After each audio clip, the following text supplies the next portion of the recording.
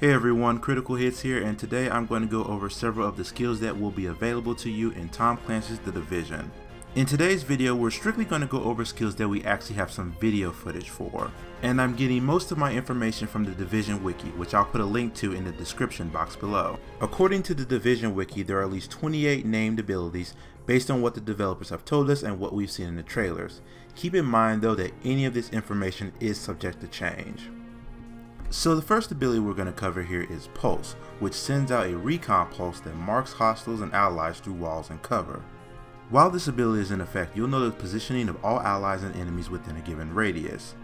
This effect appears to extend to allies even without a mod, and strongly resembles Promethean Vision from the Halo series. In a shooter that strongly emphasizes tactical positioning, team coordination, and cover mechanics, I can definitely see the value of this technique. Judging from what we've seen in the trailers, Pulse seems to only remain in effect for a few seconds, and its effect never seems to outlast any of the gunfights in which it is used. This means using Pulse at the right time will probably be key.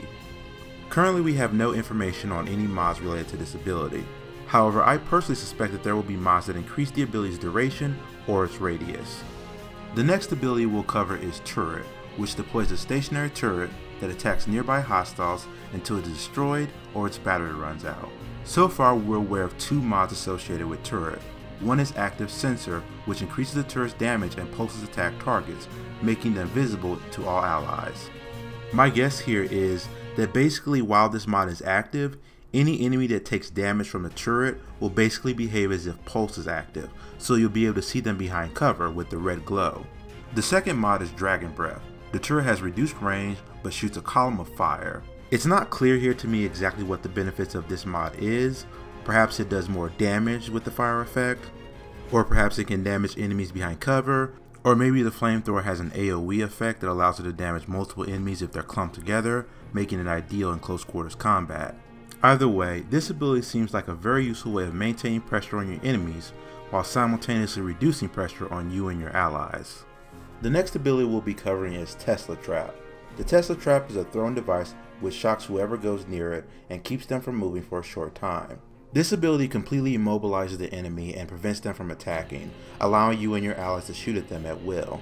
There are no known mods associated with this ability, and we don't know much about it other than the obvious. I'm hoping for mods that increase this skill's radius, as it seems like enemies have to be very close in order to trigger the Tesla Trap.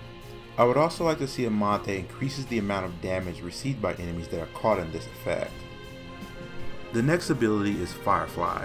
Firefly is a skill that is speculated to be a small deployable drone that quickly targets enemies and suppresses a repeated flash of light that blinds their eyes, making them vulnerable to attack. I say speculated because we don't actually know if the video footage shown here is actually Firefly in effect. It's very much possible that the word Firefly could be referencing a completely different skill. However, given what this skill does, it's not surprising that those at the Division Wiki came to the conclusion that they did. I'm curious as to what meaningful differences may exist between the abilities Firefly and Tesla Trap, other than how these skills are deployed. Next up, Seeker Mine. Seeker Mine is a mine that activates when an enemy is in range and chases them for up to 10 seconds. Once it gets close enough to an enemy, Seeker Mine seems to launch several miniature explosives into the air that explode upon impact. This skill seems like it'll be useful for dealing a lot of damage to enemies as well as getting them out of cover. And the final ability we'll be covering is First Aid. First Aid heals all allies within a small radius. The device can be used on location or launched to a distant target. Using First Aid at range seems to work the same way you'd expect a grenade to work. The only difference is that you would obviously target an ally instead of an enemy, and it would heal them rather than blow them up. So thanks for watching guys. As I said before, I will be making another video where I'll be speculating and discussing the other skills that will be available in the Division. So I hope you subscribe and stay tuned for further videos. In the meantime, check out my last video where I discussed the details regarding the Division's beta release date. See you later guys, and keep playing.